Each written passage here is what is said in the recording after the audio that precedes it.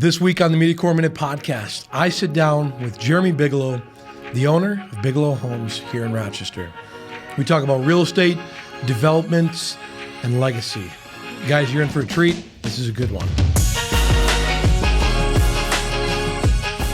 Jeremy, how we doing, man? I'm doing well. Good. Gosh, yeah. Good. I'm excited to have you on. I was thinking we got a lot of different people on over the years, and we're on episode 32 now, Wow. which is great. Yeah. And but we had met over the years a couple times now, and I know a little bit about you, but I'm excited to learn a lot more today. So You bet. heck Yeah. man. I'm glad to be here. Yeah, no. Before we kind of dive into different things too, just tell listeners, what is Bigelow Homes? Well, Bigelow Homes is a residential builder, single-family homes and multifamily. Okay. We are also developers in the greater Rochester area. So, we do everything from fourplexes, sixplexes, single-family, twin homes. That's kind of where our bread and butter, so to speak. Yeah. I didn't know you did a bunch of the multifamily too. Yeah. I actually do a lot of it. Dang. More than anybody around. That's cool. I mean, we don't do big apartment buildings. Yeah. That's a little bit. We did do a 12-plex in Summerby here a couple years ago. Okay. So we can do it. That had to be big. We try to stay away from it though. Yeah. It's not it's not. Not the typical. Yeah. It's a lot. It's a lot more work for sure. So. But you can, and are those mostly investment properties for people, or are they just putting them up just in developments? No, our fours and sixplexes, we sell them individually to people. Okay. There are some investors that buy some that rent out, but for the most part, it's for Bigelow Homes, we kind of been known for the starter home. Okay? Yeah. So, but I just got done closing, I don't know, like a month ago, a $1.1 million house. Nice. So we can do that, but I'd rather not. I'd rather stay in our lane, so to speak. Yep. So. Well, it's like have the full capabilities of up and down and different things, but I know you guys have a lot of models that you kind of choose from, and then you can kind of tweak and get them done pretty efficiently because that's what you've been doing. So because of our developments, I think we're in Byron, Cass, and Manorville, Pine Island, Zumbrota, Wabasha. Okay. Which you know. Yeah. And of course Rochester. I'm probably missing a few towns, but anyway, if we do the development, then we'd like to put models on the development to draw people there, get them in there, and then we do sell lots to other builders also. Okay. So, but we think developing, it's kind of develop to, and then build up the development or build it out, so to speak. Is kind of what we like to do. Kind of like the progression. Yeah, build communities basically. Yep. So like when you finish like a development, you try to go out and find like a new one that you can piece of land you can get your hands on and start another one. Yeah, we're working on right now. Sorry. We're working on a new development in Casson, one in Harvest View, where we're going to do 55 and over community. It's going to have a dog park in it, so that's exciting. Also in Harvest View right now, we build a lot of slab on grades. Yeah. And that community has a pickleball court. Oh yeah. So that's all led by our president of Bigelow Homes, Mike Paradise. Nice. He's been with us for, I don't know. He started with my dad before I got there for sure. Okay. So it's probably been 35 years at least, I would say, maybe longer. But that's great. Yeah. So we have a lot of our company. Since my father passed away a couple years ago, my brother Tony and I own it. Mm-hmm. But Matt Simon's a salesman there. He's been there 22 years. Wow. Mike, 35, 40 years, something like that. So, and Tony's been there probably 20 years. So we have a lot of longevity. And then our one of our assistant vice presidents, Angie Conley, she's kind of our money girl, our bookkeeper. Yeah. I wouldn't say bookkeeper, she's way more than that, but she's been with us. She started like the week before I did, so she's been there 28 years. So she knows everything too. She knows, So pretty tight-knit team, but a lot of experience in there then. Yeah, a lot of experience. And now my brother Tony's son Logan just started with us a month ago. Okay. He's going to be our service coordinator for right now, and then he'll eventually probably be moving to sales. And then my son is a junior in college, but he's going to start with us this summer. Yep. I'm going to start him out in the field like doing the aftercare of the houses. Okay. Before we close on them, the cleaning, and fixing up. And he's painted a few summers, so he can do some touch-up painting on houses and stuff like that. But eventually, Logan and Jace, my son, will eventually probably take over Tony and I. Okay. And I think my dad would be proud of that. Yeah, because they're third generation then. Yeah, they'd be third generation. And they're both excited to kind of do that, and that's the path that they're at least currently liking. Yeah. It's cool because we've had, different guys on that have been third, fourth generation. I think Corey Penn's was like 6 or something crazy like that. But, yeah, I bet.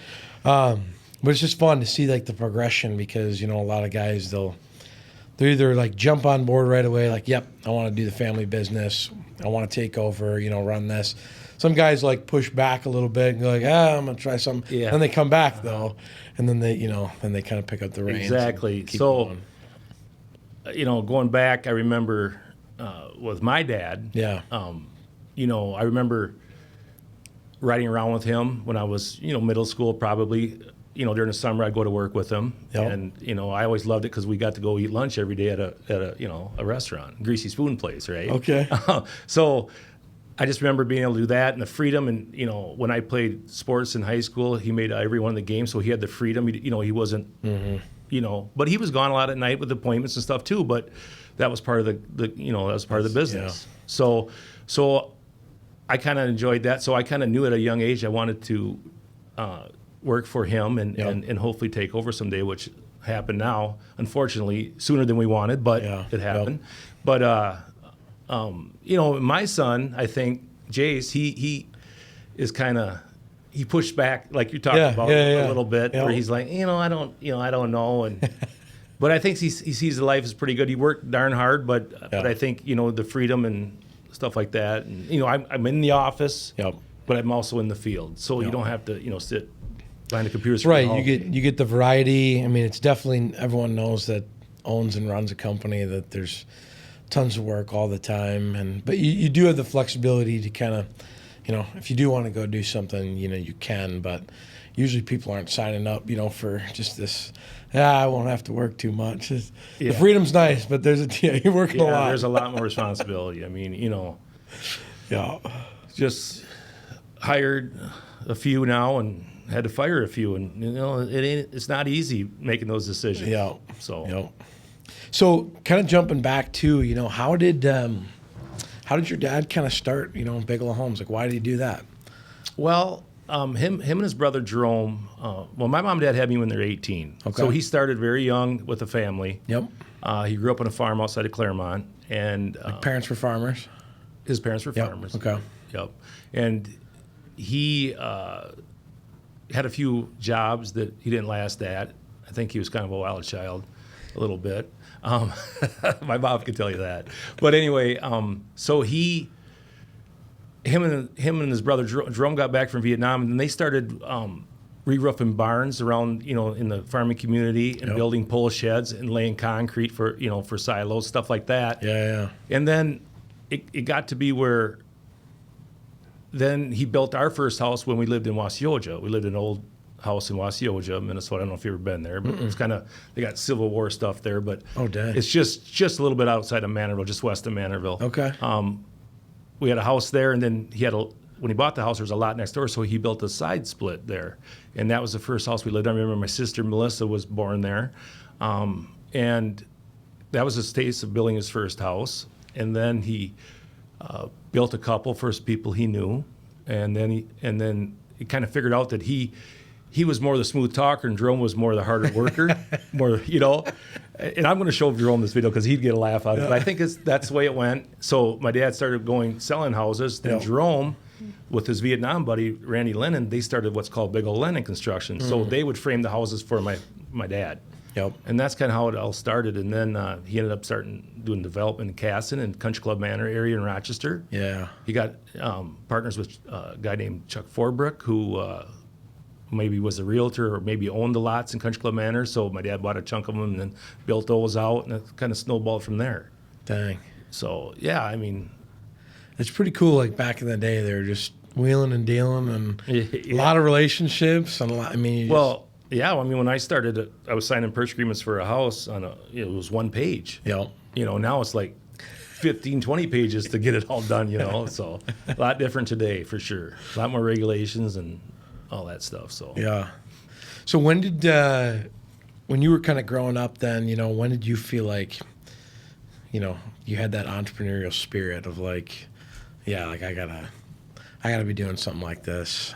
I would say, I always kind of wanted to be my father. Yeah. Really, the good parts of him. Yep. He was mostly all good, but anyway, no, he was great. But I don't think there was a certain time. I went away to college. I went 4 years at University of Wisconsin River Falls. Played 3 years of football there, and then I'd come back. I remember coming back on Wednesday night because we had a father-son softball team in a league in Casson. So I'd drive back. It's an hour from River Falls, and I'd play softball with him and drive back to school that night. And then got out of college and kept playing a lot of softball over the years. And my wife was home taking care of the kids. God bless her. I apologize her today for that because I was gone so much. But I just kind of, I was always doing odd jobs. Like when I was in eighth, my dad always made me work from seventh grade. Just trying to like instill that in early. Yeah. I always had to have a job. So in the summer, between school, I would be. I think I started out. He had me go scrap out houses, So he had like a 2-ton flatbed truck that had some sides on it, and it had a lift. So I'd go back up the job site and pick up all the scrap on the job. They had it piled out front. Yeah. And I didn't even have a license. And I said, well, what happens if the cop pulls me over? He just says, just have him call me. That's the way he was. I never did get pulled over, thank God. And then I laid sod. I laid sod in 7th grade, scrapped houses in 8th grade. 9th grade, I was a painter for one of the painting companies that he had hired. Then when I was in college in the summer, I had my own painting company. Oh, nice. And so I would do that kind of the exterior painting for him. Yeah. And then I pretty much started at Bigelow Homes as soon as I graduated college in January of '96. And what'd you graduate 95. with? What'd you go for? Broad area business. Okay. So yeah. It was important for him for me to go to college. He thought that was very important, which he never even graduated high school. You see, so he wanted me to get a college education, and I think, to me, looking back, college education can be a little bit overrated, right? I mean, it's just a piece of paper, but really it's how hard you work and how, Well, yeah, a lot of guys back in the day, they were just looking at, did you do it? Because could you go? Could you complete everything? Could you show up? Yeah, and I think it gives you a chance to grow up too, right? Yep. When you're away from home. Yep. So what do you, but I mean, today and age, obviously there's a lot of different things that you obviously do need a degree for, and then some that you don't. When you're looking for different people, how big of a impact does having a degree make for you personally? When you're looking, I don't. I think some of the people we've hired over the last 20 years, it's a hit and miss, right? Yeah. So I think that how important is it? I guess it depends on the department. I think if I had somebody that was a carpenter today that I thought was a hard worker and polite, and had good personal skills, I'd probably hire him even without a college education. Yeah. But if I met a kid that graduated from college and I felt he had the sales tools, I would, I always thought, you ever go to the mall, Apache Mall, right? Yeah. You ever go into that, I think it's called Trade Home Shoes? Not a lot, no. Okay, well, they train those young people in there. Yeah. I mean, they're on you. Really? And they talk and they don't, they're trying to get the sale. Yep. Without being too overbearing. I was like, I might hire a guy out of here one time or a girl. I do find that random times though. You'll just be somewhere, it could be anywhere, but someone will like stand, they're interacting in any kind of way. But they stand out to you. They're like, oh, and you're like, oh, you're actually like, you seem like a really good person. Like, yeah. So I get those random thoughts. I'm like, oh man, let me try to poach this guy. Yeah, exactly. Exactly right. Yeah. And I felt that a few times. It's not, I got a lot of shoes, I'll just tell you that. And so I stop and look at shoes quite a lot. And my wife would tell you, I have too many. If you look in our entry closet, I have, probably 20 pair more than her. That's just kind of my thing. But so it's not like I shop at Trade Home a lot, but over the years I've been there a few times, and I've been impressed with a few of the salesmen there. Yeah. So, that's the type of person I would probably hire. And I don't know if he has a college education or not, but it seems like today, it's really about like the attitude and character that you're trying to like look for. Are they gonna? Most people, if they're a decent person, they can start picking up on things. You can teach them. A lot of guys too now, they're like, I'd rather you didn't work in the industry because we might do it different, or now I'm trying to break habits or different things like that, and it's like I'd love to take just somebody fresh that hasn't done it, great attitude, good personality, train them up how you guys operate, and then they're a rock star. Yep. I mean, really, we haven't hired. We kind of got our core people, and we haven't had to look. We've hired a couple like job coordinators over the years that few have worked, few haven't, but but we haven't hired any new salesmen. I'm kind of looking for one, to be honest with you. I'd like to do more of running the business than sales eventually. But for right now, I'm still. You're still selling a lot of still them. Meeting out people and the meetings at night and so. Yeah. Which I don't mind. I'm 52 now, so I'm still young enough. Oh yeah. Plenty young. Oh, I don't know about that. It's hard for me to even say 52. I mean, I don't feel like I am, but I am. So, I'm 29, and what my wife put up when she was doing all the decorations. One of them was like, last year in your 20s, and I was like, oh crap, I'm gonna be 30. Yeah. That felt weird. My looking back, 30 was nothing, 40 was nothing, 50, I was like, oh. But for some reason, 52, which was, I was turned 52 last December, and I was like, man, are the years flying by. Days are long, but years are short. It's true. Yeah. That's wild. You'll realize that soon. Probably when you have kids, too, it goes even faster. Oh, yeah. Yeah, I mean, they're all out of the house now, and 25, 23, and 21, and it's like, wow, where did that go? So for you, kind of the progression. What was the progression like of, when you graduated college, you join on family company? What does that look like? What are you doing, and how's kind of Bigelow progress over the years? So I think when I started there. I think my dad kind of put me under Mike's wing for a little while there, and I had to run a couple of his jobs, kind of, see the steps to put a house together from start to finish. Yep. And the steps it took, and it's a lot of steps, and there's a lot of hands that touch a new house, right? Yep. And back then, I remember when I first started, cell phones weren't around. Okay, I had a pager though. My pager number still is now my cell phone number today that I've had for. Oh, that's great. It's crazy. That's awesome. But we had a pager, and I remember since my dad owned the company, I think he was the first one to have he had a bag phone in his pickup. Oh yeah. And I don't think I've ever seen one of those. So when I got paged, I had to stop at a payphone and make a call, and I don't really remember that too much, but I remember how much I thought cell phones just changed us because, I could be out running the jobs and calling subs from there instead of writing everything down, going back to the office, dialing them up, Oh, I suppose, yeah. And then, we did have a computer, so email was, but we used email, I remember. But so I started doing job coordination, and then eventually, I think within a few years, I was starting to, meet people and do sales. And I don't remember my first meeting, first house I sold. I do not remember. I tried to think about that today. I couldn't remember who they are or what house it was or where it was. But when I started, I think we were building right around 80 houses a year. I was going to ask that. Yeah. What did it look like a year? Yeah. But in the building industry, it's so dependent on interest rates and, buyer consumer confidence, so to speak. So it's like, I remember 80.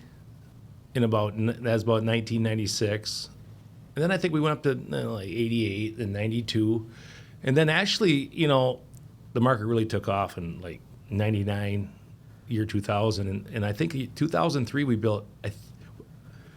I don't know if it's built, but it's closed. I think is what they go by. How many houses you close? I think we closed 200. Oh man, and 60. So that was like a big jump. That was we just kept going up every year in the market, and that was all around here, primarily still this area. Oh yes, Rochester, Byron, Cass. We had subdivisions, some road. We had them all over, all over the Rochester area. So was your dad out doing the developments? Or what was he doing? By that time he wasn't really doing any house sales. He just did the development, and I think by 2003 or 4 we went from like 8 people to 20 people, and I mean that's how fast we hired people. We had like 2 or 3 service guys, to go back to these houses and fix things, and then and we got pretty high and mighty, and then the crash came in about 2008. We started going way down, right, and barely hung on. And then 2012, we probably sold 50, 60 houses, and then back ever since then we're back up to about right through COVID was really good years. About 140 houses a year. Yeah. And we have the staff to do it. We have the staff to do between 100 and 140. Yeah. If we had to do more than that, we'd have to get a lot more people that can be bigger out project payroll managing and doing different stuff like that. Yeah, more salesmen, job coordinators. Is it stuff that you want to be doing, pursuing, growing, or is it kind of like you kind of find a sweet spot? And yeah, we got some ideas. We have a sweet spot, but I think for us to get any bigger, we have to put our neck on the line more by having more developments, and that takes money. And land is really expensive today. Yeah, it's hard to. I mean, I would say we're looking around Rochester right now for 40 to 100 acres, and I would say we're going to at least pay $40,000 an acre. And then you got Rochester's fees on top of that, the sewer and water fees that come with that. It makes it, so that's why the new construction housing is so expensive these days, right? Yeah. I mean, you probably looked at for a I house literally before. just looked last night for fun. I mean, we're renting right now. We're trying to figure out what we want to do. I think it'd be fun to build, in the next couple of years. But I was looking, and my goodness, like when I started MediaCore back in 2019, I did primarily real estate. It was an easy just segue into doing photo and video of homes for realtors. Mm-hmm. So I was in tons and tons of homes, and they're all relatively new. And they'd be 300, 400, maybe 500. And these were like nice homes. And I feel like that same home that maybe was 500 is like 800 now. Oh yeah, it's crazy. Or more. And I'm like, what in the world? I remember split levels doing for, on a new home, turnkey, everything done, everything in there. Probably unfinished basement, split level would be $140,000 when I first started. Now my least expensive house, I'm building my last one in Kenyon. We developed back there in early 2000s, and we have a few lots left. And it's the one I just sold here within the last month was $299,900. Mm-hmm. No appliances included. The yard is half sodded. Yeah. But that's and I had good luck selling them. And I have a subdivision in Casson where I have 2 lots left. We've been building there pretty heavy for the last 5-6 years. Starter homes, split levels, 3-car garages, and they're $315,000. Mm-hmm. So once those lots are gone, you're going to look at like the new lots are going to bring in Casson. Now those starter homes are going to go from $315,000 to probably about $375,000. Just because lot. Yeah, just because the cost of development. Yeah. And every year concrete goes up or cabinetry or whatever. There's little up. 5% increases here and there on that, but the big jump is land development, the cost of developing land, basically. By the time you get the streets in and the curb and the sewer and water at each lot, it raises the price pretty significantly. So. And you probably have a lot of different partners too, or just around the area that kind of help, and because you don't have like the crew yourself, right, doing the labor, or is no, we're just general contractors. So everything we do, we sub out. Okay, yeah. So like our developments, there'll be companies that bid it, like DeCook, Elcor, there's different local people, yeah, and same, but to a fault, we're really, our subcontractors kind of stay the same. Yeah. Like, they know us, we know them, we know the product they give us, we trust them, they trust us. Yep. And so there's a lot of loyalty with our subcontractors, like Tana Mechanical. We've been using them since my dad, probably for 40 years, I'm guessing. Wow. And that's the only heating company we've used. And, there's been a few times where we used a few other ones because maybe the people had a brother that worked there or something. No big deal. But for the most part, we're pretty loyal to all our subcontractors and them to us too. So, I mean, anything. Yeah. I mean, anything in. I feel like Rochester's big on local, and you kind of know who's doing what, and it's easy to build those strong relationships, and obviously reputation matters a lot here. And and one of the things that I never heard, and a guy has it up in his office.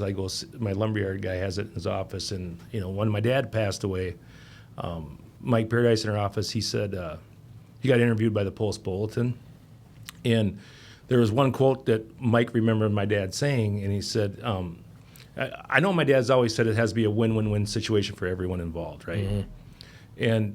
And if you look at our client, our subcontractor, and us, if one of those three is failed or whatever, it's not a happy agreement, Mm-hmm. So something like that, it's it's got to be a win-win-win for all parties involved. Yeah.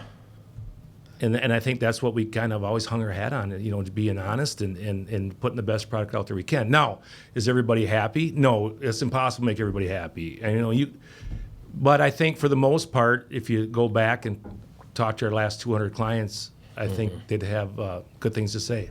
Yeah. So kind of, even as part of growth was going on, there had to be companies that kind of came and went. And what do you think, like, even for like you or even your dad, what were those things that kind of made you guys different and kind of last, through the hard, through the good? Well, I just think that my dad was the founder and the driving force behind everything. I just think that he had an effect on people where they trusted him. Mm-hmm. Like I'll say this, and we work with a lot of different banks in the area, right? Mm-hmm. And now my brother and I, we have to work with them, sign, get personal guarantees, et cetera, to get all these loans to build these houses. Well, and the bankers, and we still work with some of the bankers my dad worked with, and when things got really rough in 2009, 10, 11, and he could have filed bankruptcy, but he never would. He said, "That's not me. I'm not going to." Some banks turned on him, but most of them stayed with him, and they're still there today, and they're still we're a happy marriage together, basically. And I just think that he people liked him. He's just a aw shucks farm boy but he was a go-getter and a hard worker and very likable. Mm-hmm. He had a lot of friends. Oh, yeah, that's awesome. Subcontractors, bankers, Yeah. So it's interesting. You build your team, almost even outside of your company. You got to have support and people and companies that are, working alongside you all the time just to keep, things humming along. Yeah. I didn't really get that at the beginning, how important that was, to have those people that you continue to work with, that you trust, that got your back, that, at the beginning, again, I'm just trying to sell projects and, shoot and do a good job and, be a good person and, hopefully they keep passing your name and things like that. But it's huge. You're in media, advertising is your forte, right? Yep. So, we don't do a lot of advertising. Yeah. I think I bought a couple of billboards as of late just because I thought it'd be cool. Yeah. I actually came up with something in college that I always wanted to put on a billboard, and you might have seen it going, if you go on 52, it's not up anymore, but it said, "We have lots to talk about." Oh, yeah. Yep. That was something that was in back. So I after my dad passed, then I did some advertising with Reagan advertising and did a couple of billboards with that motto, that slogan on there. So that was kind of fun. But other than that, we really depend on, word of mouth. Like I have buyers that I built for 4 times. Really? A couple of them, yeah. Dang. Yep. And numerous ones that are the second time. But yeah, I mean, we don't always, we like I said, we start with starter homes. We don't always get the next one, but you know, that's okay. So what made you kind of move into a model of, it's not not that you can't, but you kind of stick in a lane of you have the different models, you can make, so many changes, but you kind of have a template, almost. So what made you kind of go that route instead of, fully custom, trying to do whatever, Yeah, so it was, I think, with all the developments we're doing, and we put model homes in to bring people to the subdivision. Yep. And that model they look at, it may not be the house for them. Yeah. Maybe they need another 2 feet in the owner's suite, or maybe they need a bigger living room. But we can take that house, add 2 feet to it, and build it right next door, right? Yep. And I think that we just got, and I don't think that we still are a custom builder. Like I've met somebody for lunch and started with the plan on a napkin before and took it right down, to the blueprint stage and then bidding it and then selling it and handing them the keys. So we are a custom builder. Right. It's just that, with a starter home, there's only really so much you can do, right? And then we do a lot of townhomes, so that's doing the same, But they get their selections, their paint color on their wall, if they want stain trim or painted woodwork, or they want, custom cabinets or box cabinets, it's all a price thing. Yeah, right? yeah. And I think that we're really good at delivering a good quality home for the right price. Yep.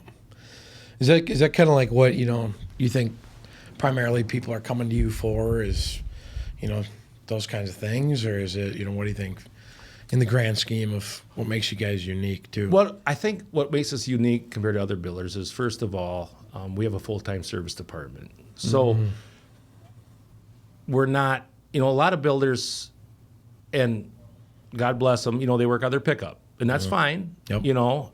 But our clients know where we're at. I get email on my phone like everybody else. So if somebody has something wrong on the weekend, I've got an email. I've been there on a Saturday. Oh yeah. I've been there on Sundays to help them out, and you don't like it, but you do it because, they invested in you so much money. Right.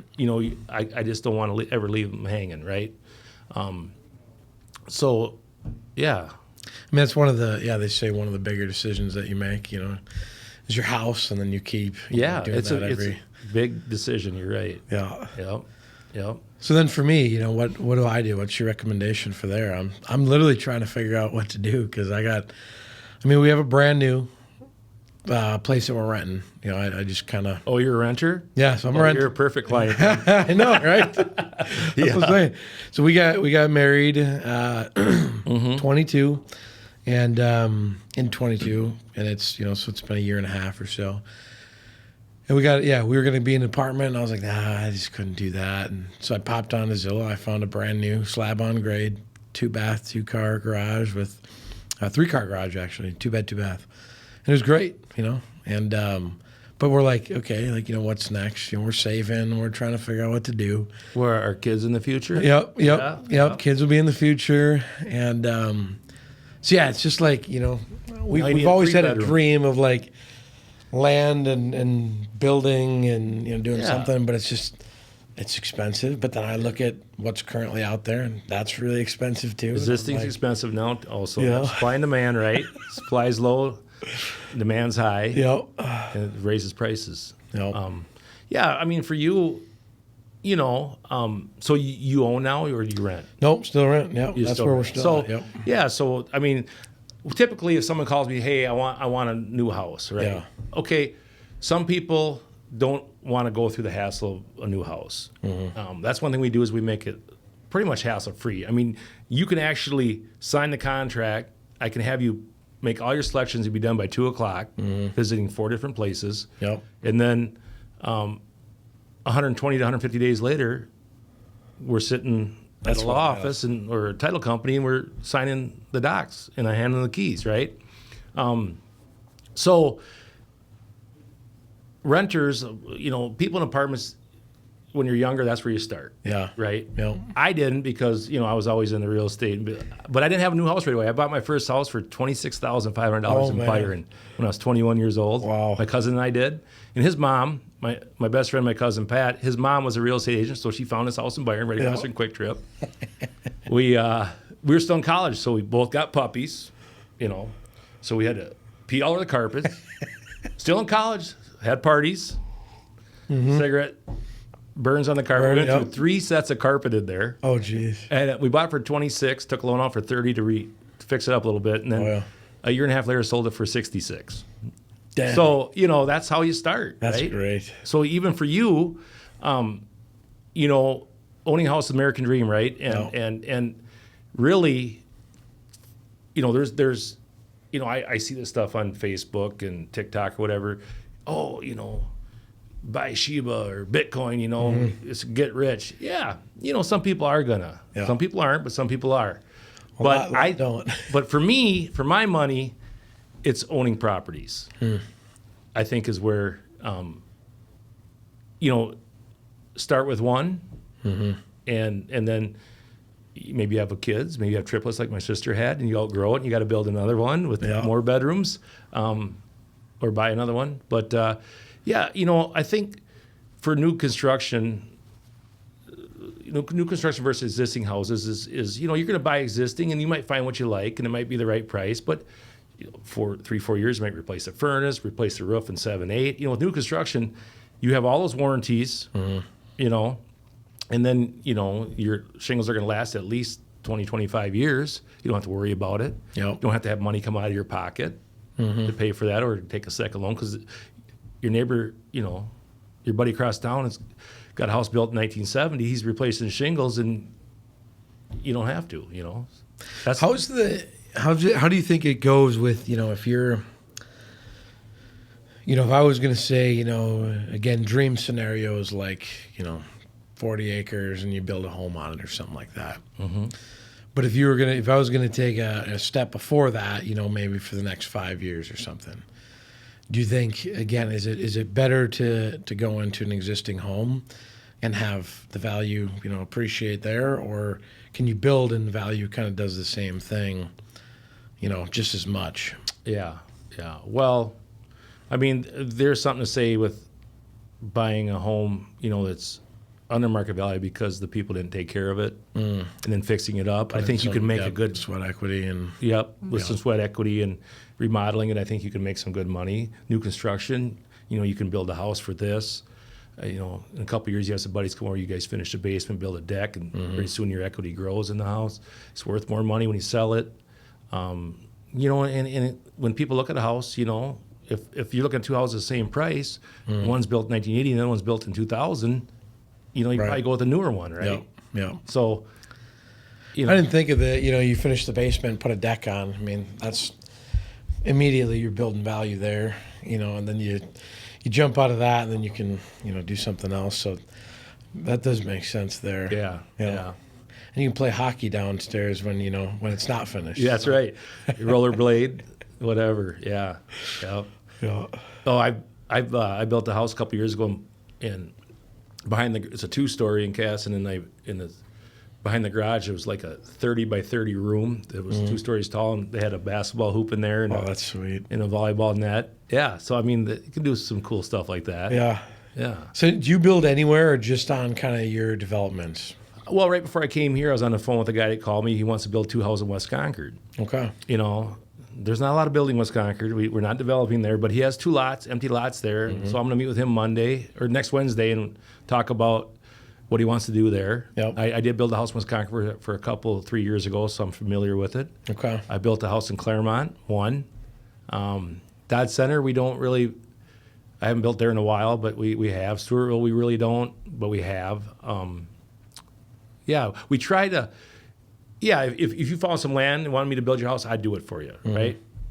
But if we're really, really busy, we're going to concentrate on building on our own lots. I suppose, just because it's easier, it makes it easier. Right. So. Yeah, you kind of know it. You've done it. It's close. Yeah. I mean, it's just... On other people's lots, there's too many unknowns. You dig something up and you find a old,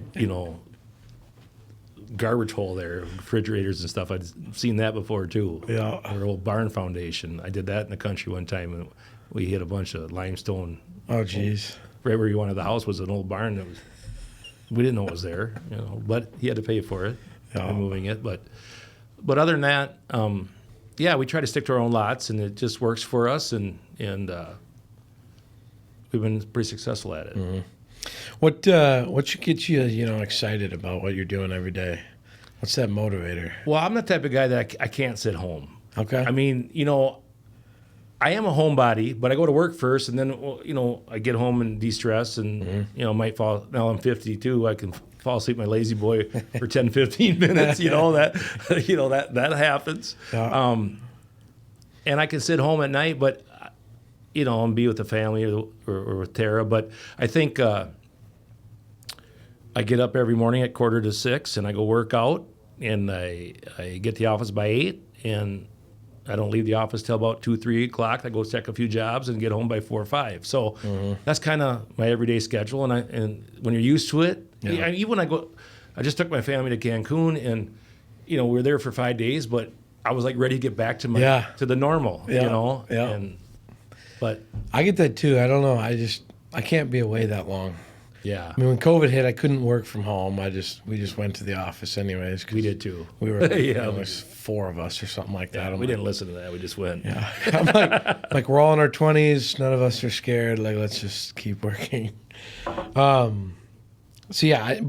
trips too. Like, I go on trips, and anything like over 4 days, I'm like, okay, I gotta get back. Same with me. Exactly. It's too much to do and going on, and I'm hoping. The thing about building too is in the winter you're a little slower. Yeah. So you got time to get away, and so I'm hoping I can get away a little bit more as over the next few, but yeah. No, I like that. So, I mean, with obviously this is the primary community that you guys have kind of always been in, pretty much, and stay within around. Mm-hmm. What does kind of Rochester mean to you? How has it helped? Really just. I mean, I know your dad was very connected in the community, and how has it played an impact into the company and the growth, and what does community mean to you guys for Rochester? Well, I think Rochester is no secret is driven by Mayo Clinic, right? Mm-hmm. So, when you kind of build a relationship with your client, know the name of the kids, and I always, where'd you grow up? And I got some clients right now that fly in once a month from Massachusetts. I'm building their house in Summerby, and nice. you kind of learn all that, but you always know that one or both work at Mayo Clinic, right? Yep. I mean, they're the biggest employer in the state, so we're lucky to have them here. Yeah. We really are, and now with this exciting news with them expanding and stuff, we hope that expands our business also. Mm-hmm. And it really, really Mayo Clinic is the driving force in Rochester for everything. Yeah, I mean, with that, it'll grow a lot of people's businesses, bringing people and more restaurants, money and workers, and everything. Yeah. Where do you think Rochester's expanding? Well, apartments. As it grows, apartments big. Well, you see all the apartments they're building all over town? It's nuts, yeah. And I feel like it's been like a couple of years though. I'm like, do they know this stuff is coming now? Because every corner there's a new apartment coming. Those guys that are in on those apartments have money, and they pay for information. Yeah. And they know that interest rates are going to be high, so apartments would be really good. And then, but someday, that guy that lives across the hall from that girl, they meet and get married and have a kid, and they're going to want their own piece of slice of life and buy a house. So I'll be there, or if I won't be there, my son or my nephew will be there, right? Yeah. So, yeah, we're even like when you look at Rochester as a whole, I mean, some people say it's growing northwest. I mean, is that what kind of what you thinking, or how does Rochester keep expanding in its like current? Well, I think that all four quadrants grow. Yeah. Southeast probably the least. Yeah. Southwest is more known as the bigger money district. Okay. Higher priced homes, lots. Northwest is Miller Road. Northeast is a little higher than that. So I think all quadrants are growing, and I think Northeast has been really good, strong the last 10, 15 years, and Southwest also. Northwest was before that, but they still plenty of growth there. Actually, Southeast, we have another townhome project coming in Southeast. It took us 15 years, but we built like 144 units up in what we call Hawk Ridge. Yeah. And we have another about 90 lots adding on to that now that we're just starting to develop. So it's kind of probably just all over. Yeah. I mean, if I wanted to, if I'm looking for the best deal on land, I'd find it probably Southeast. Okay. Be honest with you. Yeah. And probably the most expensive is going to be Southwest. So where do you live? Are you in like a Byron? I live in Manorville, actually. I grew up in the country outside of Manorville. How far is that from town? It takes me 20 minutes to get to the office to northwest. That's not bad. No. I'm 20 minutes from south, Rochester. I know. Yeah, exactly. Exactly, right? If you live out by the college to get over this side of town, it takes a little bit, right? Yeah. Well, I just, I take back roads in from, right up Valley High Drive from, back way through Manorville to right by Oxbow Park and right up into Rochester that way, where my office is in Northwest. But, so I enjoy the drive. Yeah. Well, I stop at Summerby and work out. That's, my halfway point about it. So, yeah. Do you stop, in golf too, or what? Yeah, I love golfing. Yeah, okay. I'm going on a trip with 8 guys to Arizona here in April, and really, I do that trip every year. It's a lot of fun, and then I'm also part of the Manorville course, and we have 16 guys that go do a Ryder Cup up in Brainerd in end of September. Nice. So I love golf. And actually, my brother and I just put a simulator in one of our storage units in Manorville. Did you really? So I'm trying to improve my golf game because I'm sick of going to some of these tournaments and just being terrible.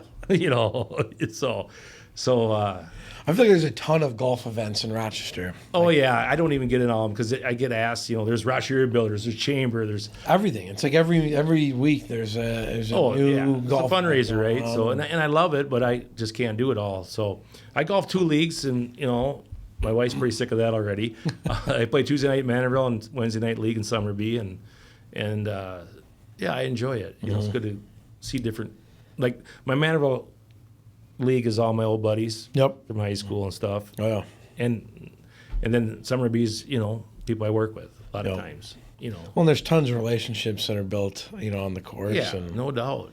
That's even part of the reason why I feel like, man, I'm like every week we're getting invited, and I'm always turning them down because I'm not a great golfer. Well, you better take it up. And I'm like, I gotta stop. I gotta just get my crap together and start playing a little bit more because I don't want to be passing those up. Yeah. It's a good way to meet people and get business, right? Yep.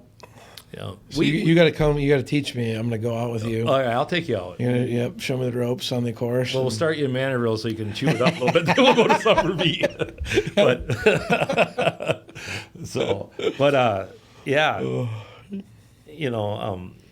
Golf is just something that gets me out of the house and away from work, and I enjoy it.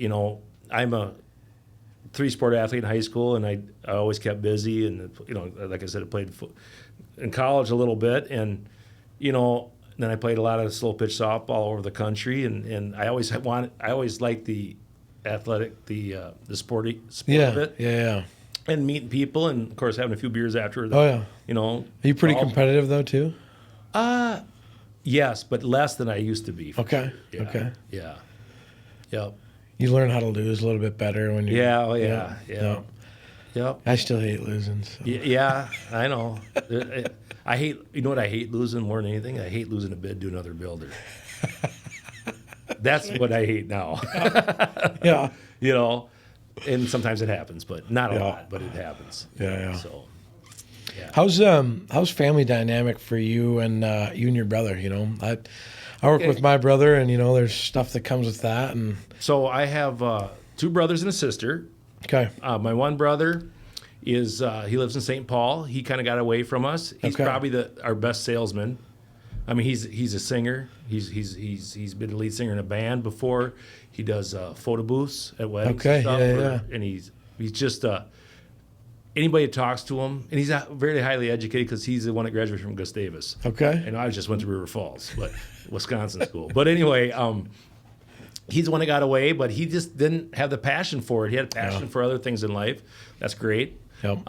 But we did a development in west of Manorville, a couple miles west of Manorville, where my dad found some 90 acres, and we turned it into 3-acre lots. So we go all blacktop, cul-de-sacs. That's great. We do have a few lots available, by the way. But anyway, and I live there. I built a new house there in 2020. My brother lives across the road. Oh, that's sweet. And my sister lives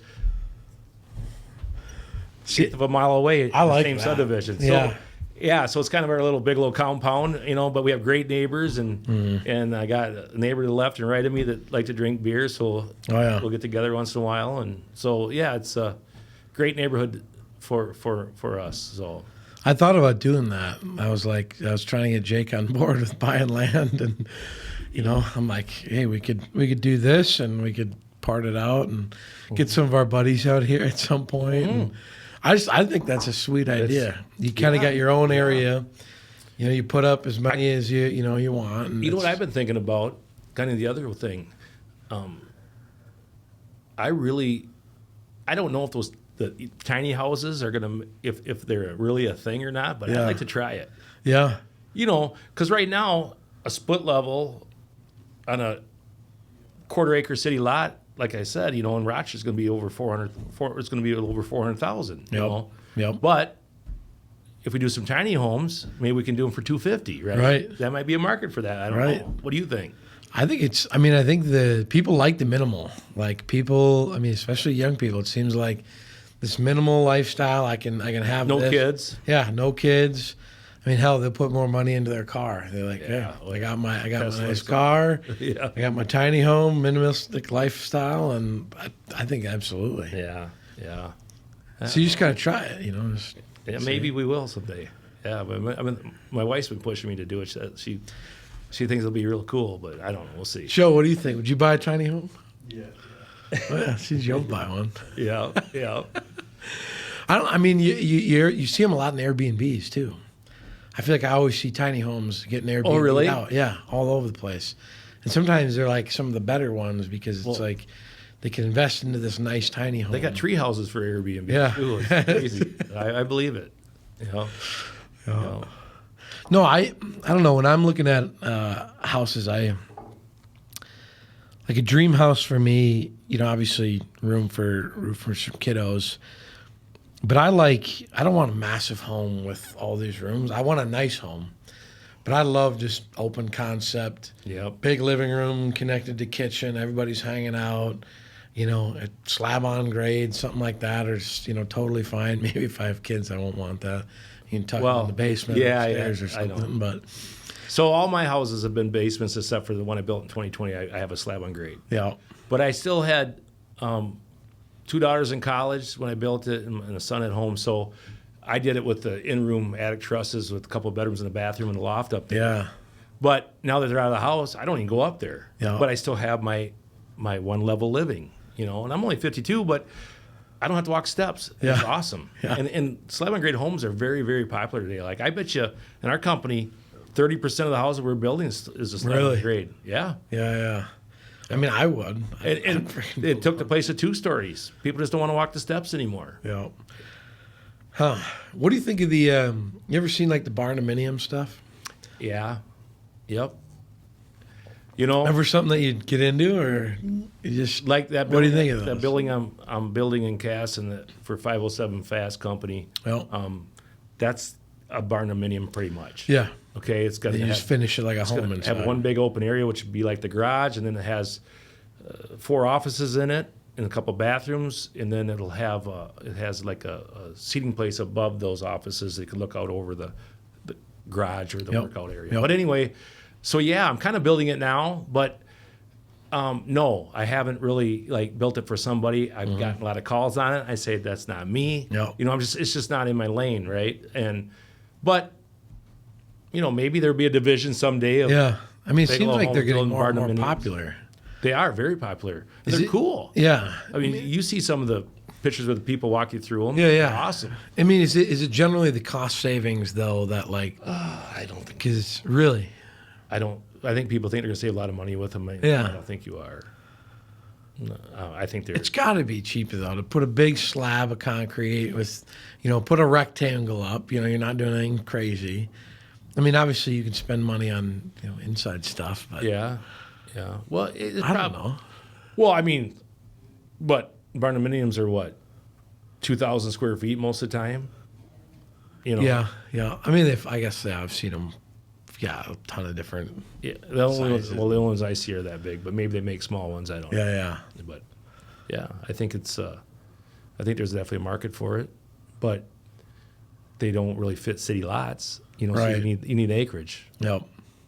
I looked at them once, and I think the banks had an issue with them too, just because they hadn't seen enough of them and lended out on enough of So it's like I don't know how this is gonna. Is that what you want, a barndominium? Well, I was thinking about it. Yeah, there was a lot we were looking at, and I was trying to get a couple different bids on a barndominium, what that was going to cost, but yeah, it was like that's what we kept running into, where the banks were like, your rates would be higher because it's an untrusted model. We haven't seen how they've sold and the resale value and so I don't know. I think it'll grow, but I mean, if you're not saving that much money. I think they're coming. I really do. Yeah. Because I like the toys. I want to have I want to have the boat and the 4-wheeler and the side by side in the garage and your living quarters. And I'm a guy where I like my wife will have a nice inside, but I want the boys to have a spot out in the garage with the TV and a pool table. And you should come out to our drinking beers. Yeah, our subdivision, Sunbreakers Reserve. Everybody's got a second garage with toys in it. See, yeah, John Deere lawnmowers and yeah. No, that's what I like. Yeah. So as we kind of get into and wrapping things up here, what do you think the future is for Bigelow Homes? I think that for right now, without saying too much, I think the future for us is going to be to continue to provide a good quality home for the best price in this community, in the communities that surround Rochester. I think that's, our bread and butter, so to speak, but that's what we're good at, and we really do have a good name for providing a product like that, and developments. And in townhomes, in those developments, some townhomes, some single family. And I think for right now, that's what we're concentrating on. Yeah. And making sure we have the land necessary to provide that for the next 10 years. Yeah. Sometimes, to develop a land, it takes, by the time you buy it and when it's ready to build a house on it, it takes 2 to 3 years a lot of times. Yeah. So that's what we're going to continue to strive. But then redefining little things, how we build houses, and there's always codes changing, so you have to change the way you do things, and staying up with that. But yeah, that's what we plan on doing. And I think one of the things we're changing is we're one of these projects. I think we're gonna market ourselves. We've been so reliant on realtors, and we still are. We love our realtors, all of them. They bring us business because they know that it's going to be a win-win-win with everybody involved with Bigelow Homes. Yeah. But I think, sometimes we're going to, eventually soon we'll probably, market a certain small, little development. Yeah. I think that's in the works. So that's really the only thing that we're changing. Yep. And we're not changing all of that just for this one project. So we're kind of looking at that. Like I said, I told you earlier, building commercial building, but I don't really... it's a little scary to me. I can do it. We've done it in the past, but I don't want to make a habit of it. Yeah. Leave that to some of the other boys like Weiss and all them. So, that's. Yeah. I think if we just continue, striving to be the best that we can be at building houses, we're going to be just fine. Oh. Bringing up that next generation, right? Well, yeah.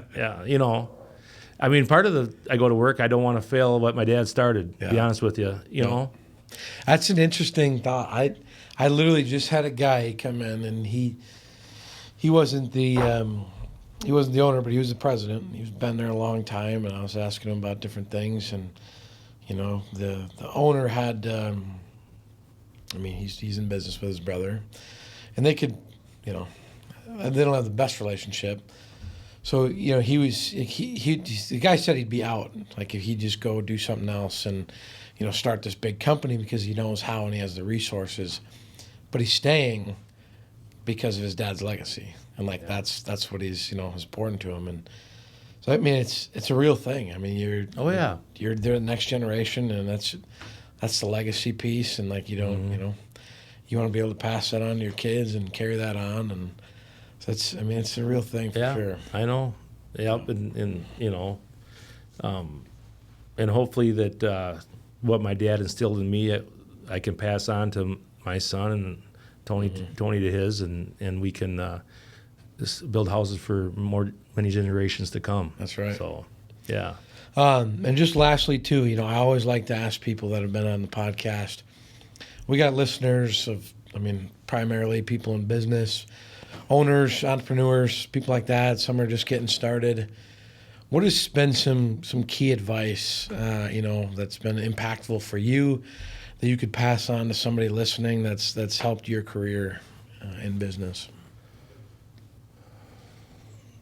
That's a tough one. Well, you know, do everything right the first time. You know, it's easier to do it right the first time and to treat people the right way the first time, you know, because I think one of the big things that I learned from my dad was basically, you know, if you do good to somebody, you know, they might tell a couple people. But if you do bad, 10 people are going to know. Okay? So, because you know the bad news travels faster than good news. We look at the news today, right? Yep. So I think that's the big thing, is do it right the first time, treat people with respect and dignity and everything. Then you won't lose sleep at night. Everything else is going to, whatever happens, it'll be fine because you did the best you could and you're honest about what you did. Yeah, I like that. Well, sweet. Yeah, thank you. Yeah, no, it's been great. I'm glad that have you on. And well, yeah, this is something new to me, so it's a little. Yeah, is this your first podcast? Yeah, man. Yeah, it is, and you know, and I didn't know what I was getting into, but it's been fun. I appreciate it. Well, no, yeah, thanks again for coming on, and excited to keep watching you guys grow. Thank you very much. Awesome. Thanks, Josh. Appreciate it. Guys, as always, thank you so much for tuning in this week. This was a fun one. I learned a lot, to be honest with you, just about real estate and investing, developments. If you learned something or if you just enjoy these, continue to tell people, continue to share it out. We're trying to build up a community. We got a good listener base right now. We want to keep bringing on cool guests. So, that being said, keep sharing. We'll see you on the next one.